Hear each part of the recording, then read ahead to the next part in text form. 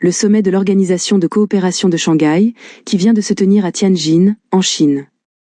Et attention, ce n'est pas une simple réunion diplomatique. Ça pourrait bien être le signe d'un nouvel ordre mondial en train de naître.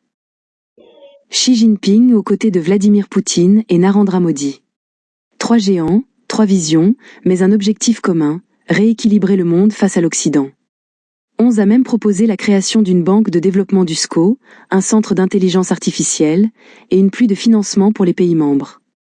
Vous sentez le message ? La Chine veut montrer qu'elle a les moyens de redessiner les règles du jeu mondial.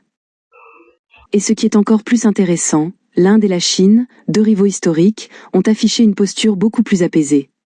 Coopération économique, investissement, facilitation des échanges. Le SCO se positionne comme une alternative crédible aux institutions dominées par le dollar et Washington. Mais ce n'est pas tout.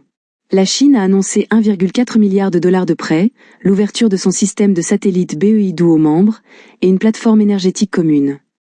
On parle ici de technologie, de souveraineté numérique, et même de sécurité alimentaire et énergétique. Bref, un package complet pour séduire ses alliés.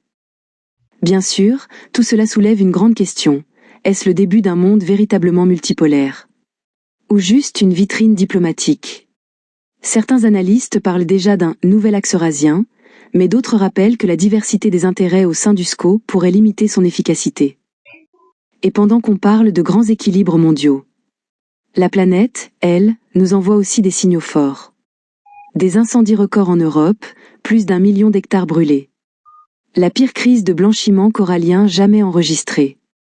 Et cerise sur le gâteau, une éclipse lunaire totale le 7 septembre, visible en Afrique, en Asie et en Australie. Oui, même le ciel a décidé de nous rappeler qu'on vit un moment historique. Alors je vous pose la question, est-ce que le SCO 2025 marque vraiment le début d'un nouvel ordre mondial? Ou est-ce juste un effet d'annonce?